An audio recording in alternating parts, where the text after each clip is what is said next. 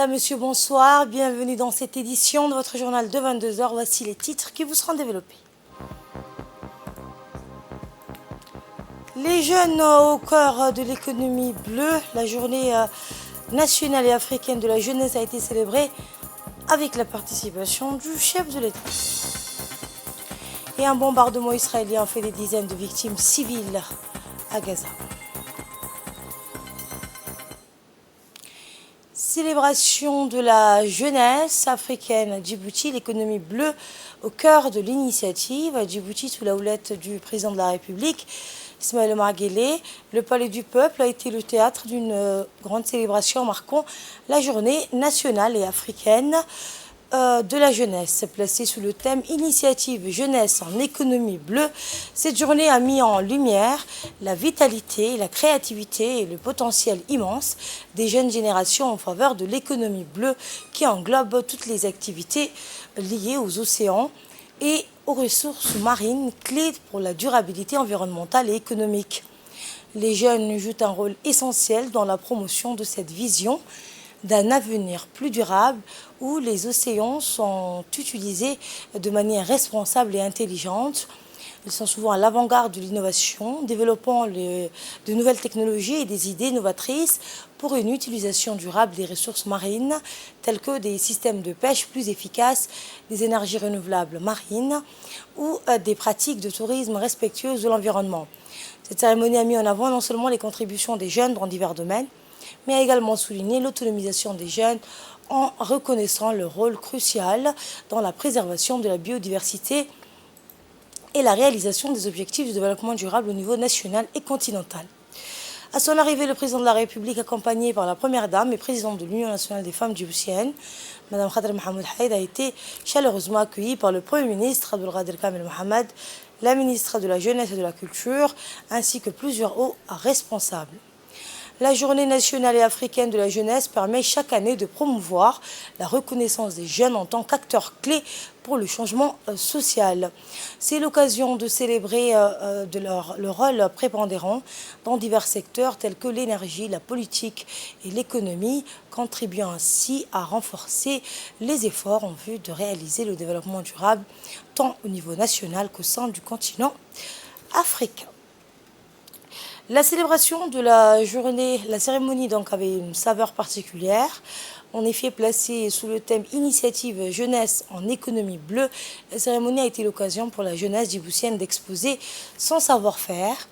Le président de la République, Ismaël Omar Guelleh, accompagné de la première dame, ont visité de nombreux stands d'exposition des jeunes, leurs projets et leurs idées innovantes en faveur de la promotion des biodiversités marines, qui est devenu un enjeu clé pour la préservation de notre planète et la prospérité économique.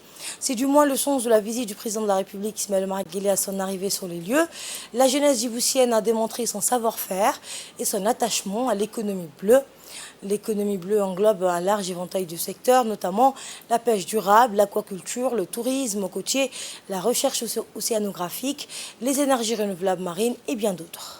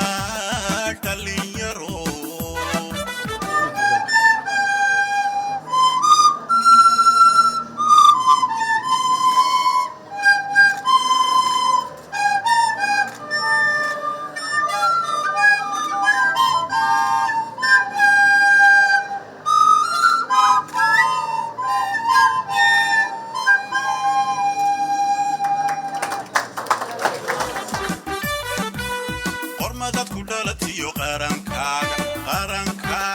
qarankaaga weeyaan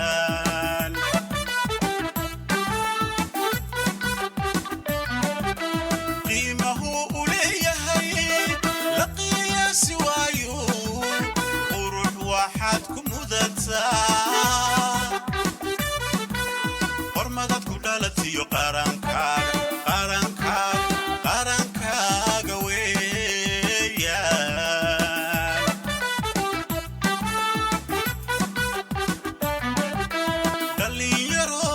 dhalinyaroy qalbiga geli inuu yahay mid qaaliya qalbiga geli iyo dhaxal qadiimiya qalbiga geli geygeenna qaliga dhalinyaro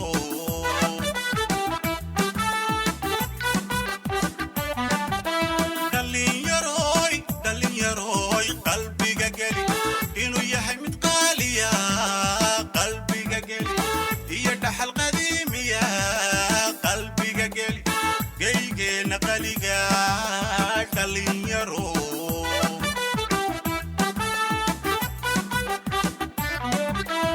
kuwa bari wax qabane qurtiri dadkoogii qarankana hagaye u qaabanayatiin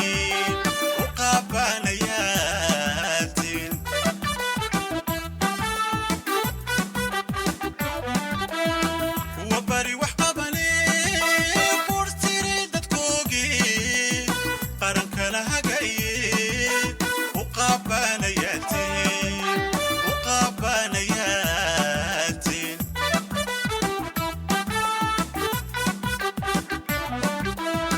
wax lagu qancaatihiin lagu uurqaboobo qaranka ay yihiisiyo quwad lagu xisaabtamo qiro idinka weeyaan qiro idinka weeyaan dhalinyaro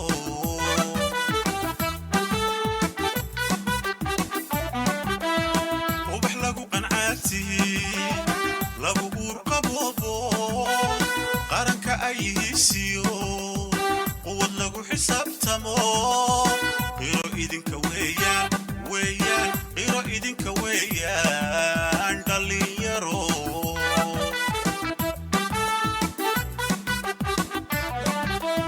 qaybkeen ha raacle dhalinyaroy rajaan qaadna dunidee dhalinyaroy cilmi iyo aqoon baro dhalinyaroy waajib qaranku leeyahay dusha ina ku qaadnaa qof kastoo xasuusnow dhalinyaroy hooy dhalinyaro qayrkeen ha raacle dhalinyaroy rajaan qaadna dunidee dhalinyaroy cilmi iyo aqoon baro dhalinyaroy waajib qaranku leeyahay dusha ina ku qaadnaa qof kastoo xasuusnow dhalinyaroy hooy dhalinyaro qayrkeen ha raacle dhalinyaroy rajaan qaadna dunidee dhalinyaroy cilmi iyo aqoon baro dhalinyaroy waajib qaranku leeyahay dusha ina ku qaadnaa qof kastoo xasuusnow dhalinyaroy hooy dhalinyaro. Et la célébration de la journée de la jeunesse africaine et nationale a comporté d'autres étapes, dont un gros reportage instructif sur la notion d'économie bleue. Elle a intégré un important volet d'animation assurée de bout en bout par des artistes djiboutiens et de troupes folkloriques représentatives de l'ensemble des composantes culturelles et linguistiques de notre pays. À noter également la participation à cet événement d'une délégation issue du Maroc et composée à la fois d'universitaires et d'artistes qui ont interprété des chants et des danses. Un nombre important d'officiels dans le Premier ministre, le président de l'Assemblée nationale et les membres du gouvernement, parmi lesquels la ministre de la Culture et de la Jeunesse, entouré des principaux responsables de son département, prépare à cet événement.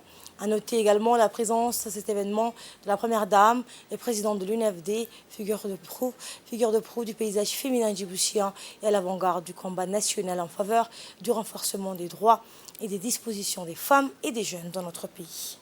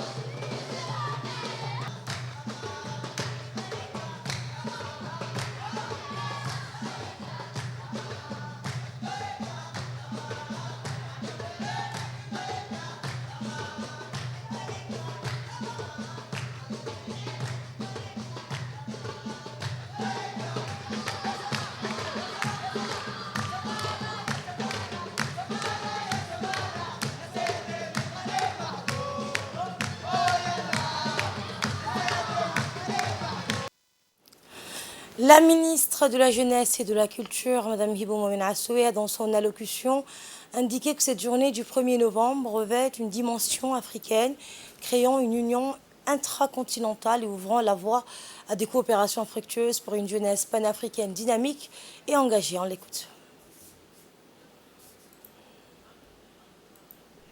Excellence, Monsieur le Président de la République, merci d'être parmi nous pour célébrer la Journée nationale et africaine de la jeunesse, malgré votre agenda très chargé.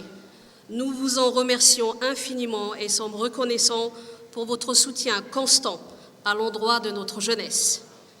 Merci à l'ensemble du gouvernement pour toute l'attention et l'engagement pour que les acteurs du développement durable et dans tous les secteurs soient les jeunes.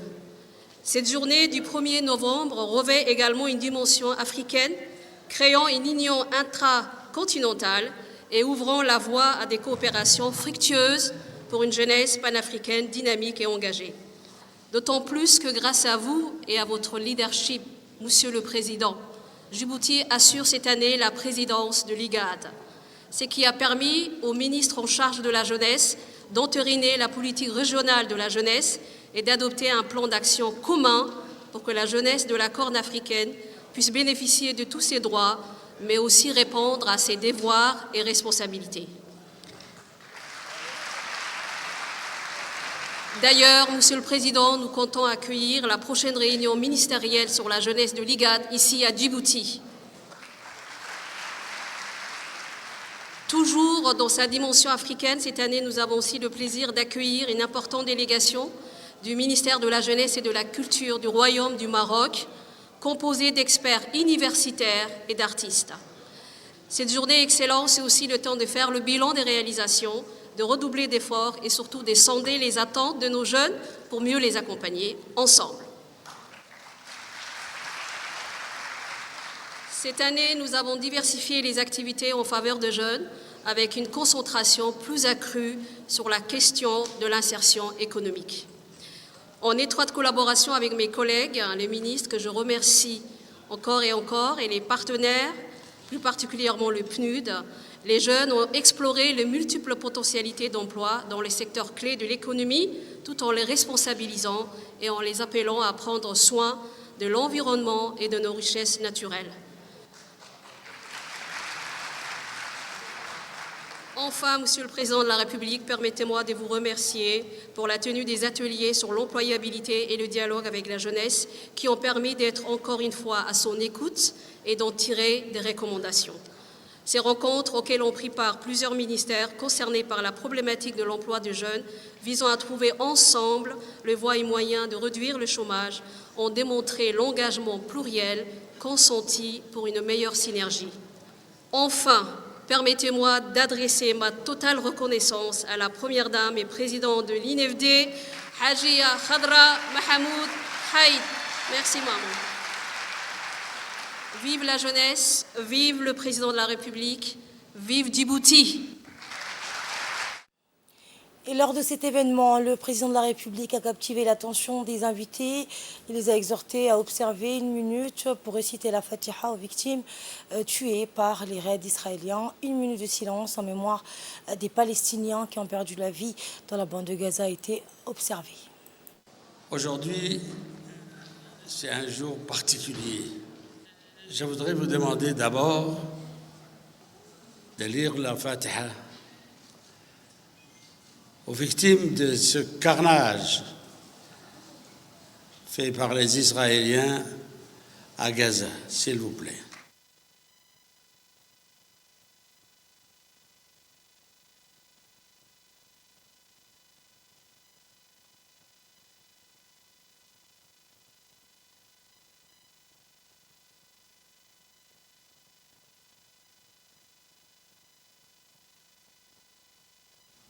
Merci.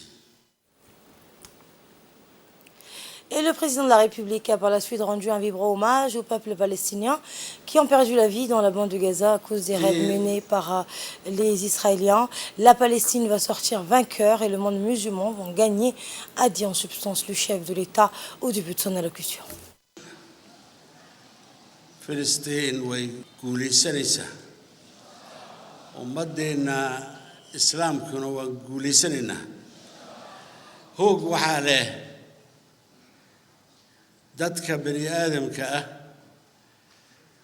guryahoogii kuwa ugu tagaya ee taankii qaatay ee diyaarad qaatay ee markab keenay ee u aabadayeynin maxaa yeelay dhulkaygii baan joogaa buu leeyahay kama tagaya buu leeyahay waan xoraysanayaa buu leeyahay inuu xoraysto dhiigga ka daadanaya ku daadanayaayna xaq weeye intaa iyo in la eg hadduu soo keenana iyo in ka badanba hadduu keenana sumuudkii halkiibuu joogaa shacbigiina halkiibuu joogaa dagaalkuna halkaabuu ka soconaya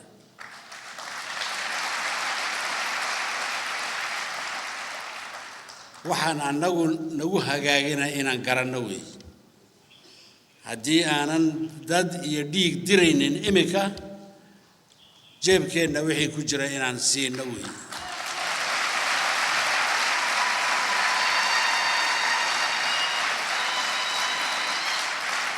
inay ogaadaan weey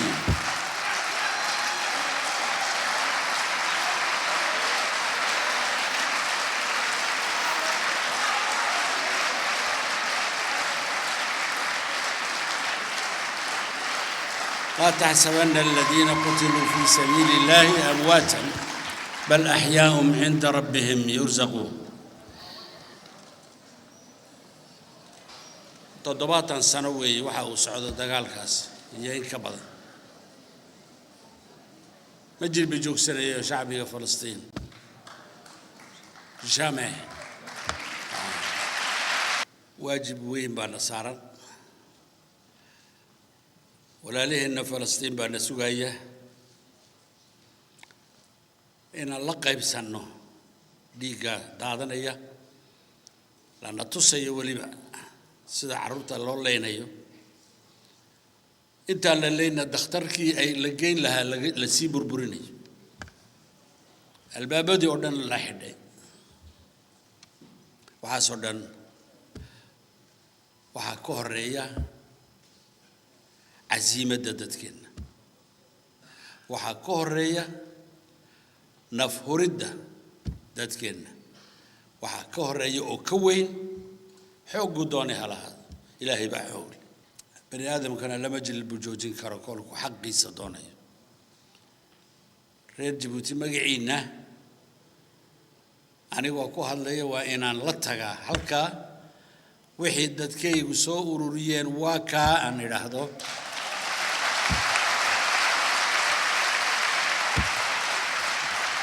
دولة هي شعبي بقى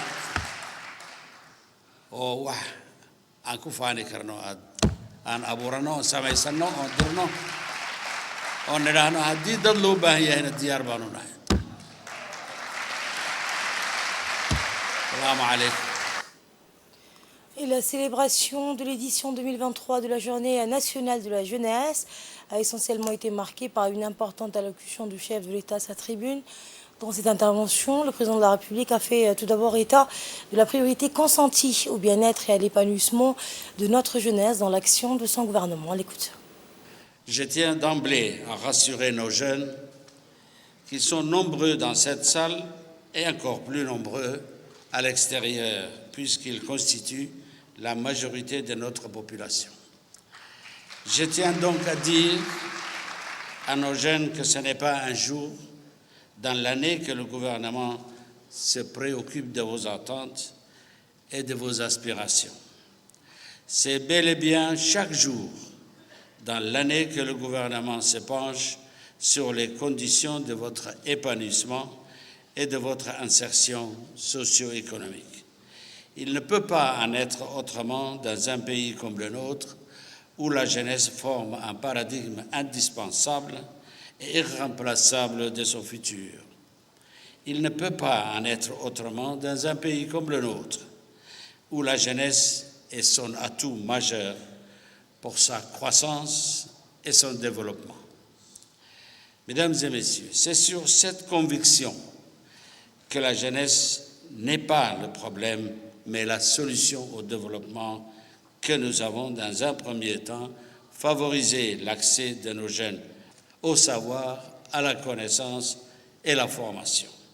C'est en effet une grande réussite pour notre pays que d'avoir dépassé le modèle d'une éducation qui, faute de capacité d'accueil, privait une majorité de jeunes de leur droit à une formation diplômante. Rappelons-nous que ce qui semble être une évidence aujourd'hui ne l'était pas toujours. Le rôle du gouvernement, ce n'est pas de regarder dans le rétroviseur. Son rôle est de conduire le pays sur la route du développement. En se confrontant aux nouveaux défis, en analysant les nouveaux enjeux, le gouvernement doit asseoir sa crédibilité et son efficacité sur une réponse politique adaptée à ces nouveaux défis et à ces nouveaux enjeux. Il s'agit évidemment de passer à une étape supérieure. Il s'agit de créer un écosystème qui permette l'insertion socio-économique de ces jeunes qui ont aujourd'hui une formation, mais aussi de ceux et celles qui n'ont pas eu la chance de terminer leur formation. Évidemment, ne soyons pas injustes avec nous-mêmes. Le gouvernement a toujours fait de l'insertion de la jeunesse une priorité de son action politique, avec des réussites tangibles et palpables. Sans être exhaustif, rappelons-nous du service national adapté qui a été en son temps un formidable instrument de lutte contre le chômage pour une certaine catégorie de nos jeunes. Rappelons-nous de la mise en place des stages en entreprise rémunérés par l'État et qui a facilité l'embauche de nouveaux jeunes.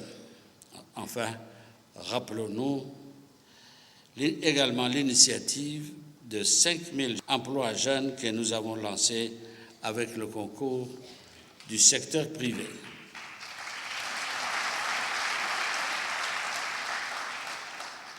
Que le gouvernement ne baisse pas les bras face au fléau du chômage qui terrasse nos jeunes. Mais nous devons avoir l'honnêteté de reconnaître qu'il n'y a pas de recette magique face à cette situation. Nous devons être lucides pour constater que l'employabilité des jeunes s'insère dans un contexte plus général de compétitivité, de diversification et d'innovation. Voilà, à mon sens, les 3 piliers sur lesquels doit se projeter notre politique d'emploi pour nos jeunes.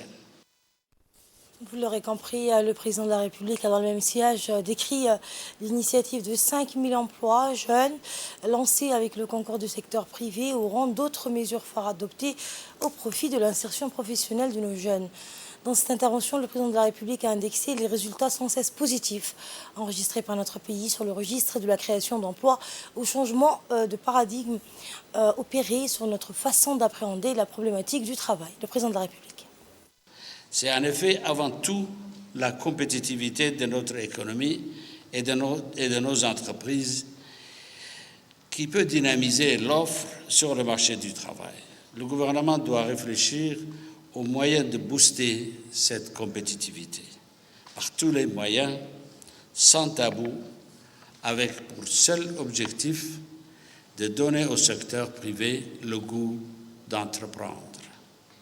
Le deuxième levier sur lequel nous devons agir et qui renferme un gisement d'emploi, c'est la diversification de notre économie. La diversification de notre économie ne doit pas être un vœu pieux ou un mantra qu'on répète uniquement dans les ateliers ou les séminaires. Elle doit se concrétiser dans les actes par un engagement clair du gouvernement. Car il y a tout un pan de notre économie qui est encore mal exploité ou pas du tout exploité. Je pense en particulier à l'industrie touristique ou encore à l'industrie culturelle qui peuvent générer quantité d'emplois. Je pense également à l'économie bleue qui présente aussi de formidables opportunités. Le gouvernement présentera un inventaire complet de ce secteur à haute potentialité à prioriser dans le cadre d'une stratégie globale de diversification de notre économie nationale. La quête de l'emploi pour nos jeunes passe aussi et nécessairement par l'innovation. En effet, dans un monde en profonde mutation où le marché du travail risque d'être de plus en plus structuré par le numérique et l'intelligence artificielle, nous devons intégrer dans notre action politique la maîtrise de ces outils technologiques dont dépendront les métiers de demain. C'est pourquoi, là aussi, il nous faut encourager l'esprit d'innovation de nos jeunes, perceptible dans la création des start-up.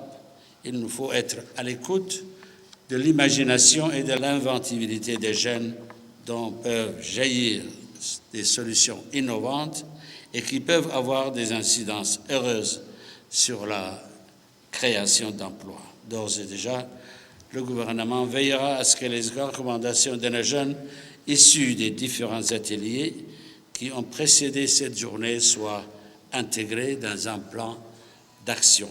Le gouvernement mobilisera toute son énergie pour que le slogan « Un jeune, un emploi » ne doit pas être une simple vue d'esprit, mais se concrétise sur le terrain dans les faits et les actes.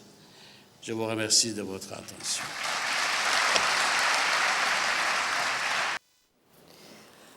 Dernier et non le moins important, la célébration de la journée nationale et africaine, c'est comme à l'accoutumée clôturée avec la traditionnelle remise du prix du chef de l'État, rétribuant chaque année les personnes physiques et morales se distinguant pour des prestations ingénieuses dans des domaines d'intérêt général.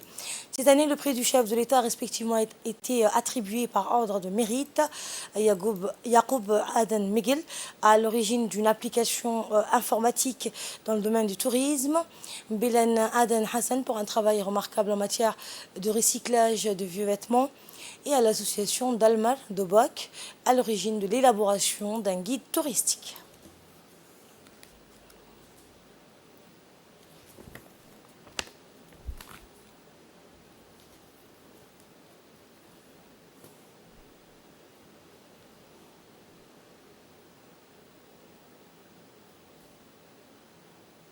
Et notre équipe sur place a recueilli quelques réactions lors de cette cérémonie marquant la journée nationale et africaine de la jeunesse, dont celle du premier lauréat du prix du chef de l'État, Yacoub Aden Miguel, à l'origine d'une application informatique dans le domaine du tourisme. La voici. C'est une grande occasion pour Dalmar. Nous venons de gagner le premier prix du grand concours du chef de l'État organisé par le ministère de la Jeunesse et de la Culture. Nous sommes vraiment contents. Aujourd'hui, c'est une reconnaissance pour nous de tout l'effort qu'on a fourni au cours de 12 derniers mois. Nous avons donné toute notre énergie parce que nous avons vu que Djibouti est un pays avec des destinations touristiques incroyables. De Abourma, en passant par la Kassal, en plongeant dans les fonds marins du golfe de Tadjoura, nous avons voulu mettre notre compétence technique, à savoir le développement de logiciels et le marketing digital au service du tourisme djiboutien. Et aujourd'hui, nous sommes fiers que le gouvernement et le chef de l'État surtout reconnaissent que notre effort participe pleinement dans l'exécution de sa vision du tourisme à Djibouti. Nous sommes fiers de ces talents, nous sommes fiers de ces ambassadeurs. Et j'aimerais rappeler à la jeunesse djiboutienne que réussir, c'est possible. Vous avez aujourd'hui un exemple devant vous. Et le gouvernement, l'État a mis en œuvre tous les outils, tous les moyens, toutes les ressources pour faire en sorte que des Yaroub aujourd'hui soient possibles à Djibouti. C'est important de donner la chance aux jeunes de s'exprimer, d'exprimer leurs talents. Et Yaroub, avec la start-up Dalmar l'a fait d'une façon remarquable.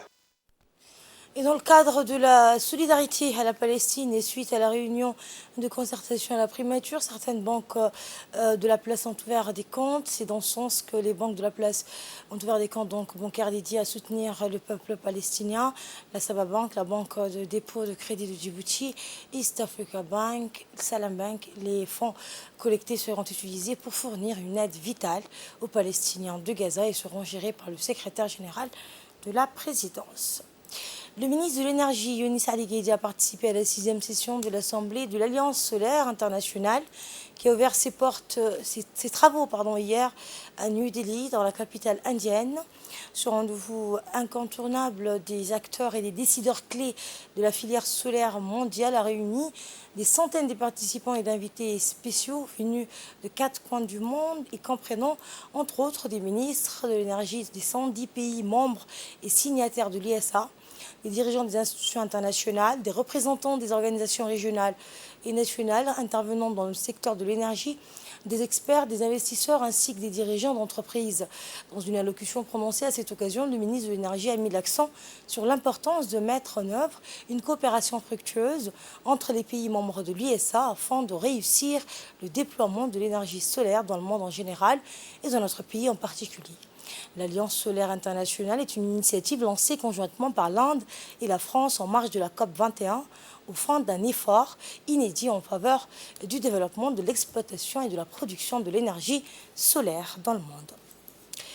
L'Agence nationale des systèmes d'information de l'État a clôturé hier au Sheraton Hotel la 2e édition de la Semaine nationale de la cybersécurité, présidée par le secrétaire général du gouvernement, Al-Miss Mohamed Abdullahi. Cette 2e édition s'est déroulée du 26 au 31 octobre sous le thème « Intelligence artificielle, alliée de la cybersécurité, les principes généraux de l'IA, ses opportunités en Afrique et à Djibouti ». L'événement a réuni sur place le secrétaire général du ministère de la Communication, Ahmed Youssef Elmi, le directeur général de l'ANSI, Mustafa Mohamed Ismaël, le directeur de l'Agence nationale des personnes handicapées, de Ali Saïd Mahmoud, des représentants du ministère de la Femme, de la Famille, du ministère de l'Éducation nationale, du PNUD, de la BCI, des associations des femmes, des banquiers, des entrepreneurs du secteur, ainsi que des jeunes étudiants en prépare à cette semaine nationale. Ces assises de réflexion nationale sur la cybersécurité ont permis de s'informer de dernières avancées technologiques et des meilleures pratiques en matière de cybersécurité. Des discussions animées et des témoignages ont eu lieu durant cette semaine pour comprendre les enjeux actuels et proposer des solutions concrètes pour renforcer la protection des données. L'importance de protéger des données scolaires, de sensibiliser les élèves aux enjeux de la sécurité en ligne et de préparer les éducateurs à faire face aux défis numériques qui ne peut être sous-estimé. Écoutez le directeur général de l'ANSI.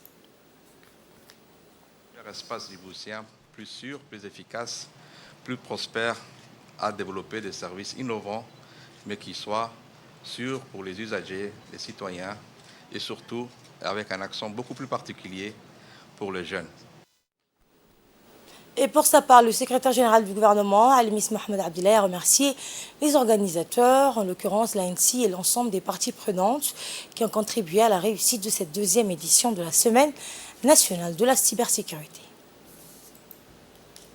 Massive et diverse démontre que la sécurité numérique est bien au cœur de nos préoccupations.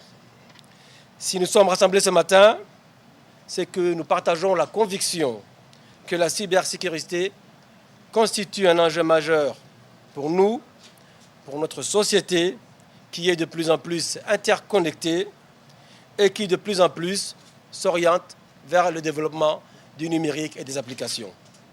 Les incidents de piratage, les attaques informatiques, les vols de données sont d'ailleurs de plus en plus fréquents et sophistiqués. Si hier, cette problématique concernait essentiellement les pays développés, aujourd'hui, elle s'impose à nous. Il est donc impératif que nous nous tenions informés des dernières avancées technologiques et des meilleures pratiques en matière de cybersécurité. Au cours de cette semaine, des experts nationaux de qualité ont partagé leur expertise, ont partagé leur expérience dans le domaine de la cybersécurité.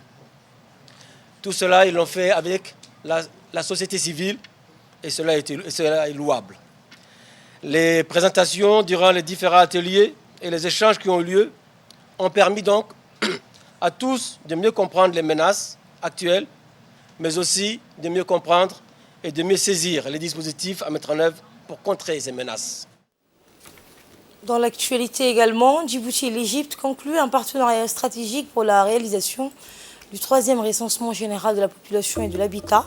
Une importante délégation conduite par la ministre déléguée en charge de l'investissement et du développement du secteur privé, Safia Mohamed Ali, s'est rendue hier au Caire pour la signature d'un protocole d'accord avec le ministère de la Planification et du Développement économique de la République arabe d'Égypte. Cet accord ouvre la voie à une coopération plus étroite dans le domaine des statistiques et plus particulièrement dans la mise en œuvre réussie de recensements numérisés, garantissant ainsi une précision accrue et la collecte de données de haute qualité qui contribueront de manière significative à façonner un avenir économique et social plus radieux pour notre pays. La Commission nationale indépendante pour la prévention et la lutte contre la corruption, dirigée par Mme Bedriya Zakaria Cheikh Ibrahim, a signé un protocole d'accord avec l'instance nationale de la probité, de la prévention et de la lutte contre la corruption du Royaume du Maroc, représentée par Mohamed Bachir lors d'une visite officielle à Rabat. Eh bien, l'objectif de cette collaboration est de renforcer leurs efforts communs dans la prévention et la lutte contre la corruption en se basant sur des principes d'amitié et d'avantages mutuels et dans le respect des lois internationales et nationales. Après la visite, la présidente de la Commission nationale indépendante pour la prévention et la lutte contre la corruption a exprimé sa gratitude pour l'accueil chaleureux et l'hospitalité offerte par l'instance nationale de la probité, de la prévention et de la lutte contre la corruption du Royaume du Maroc.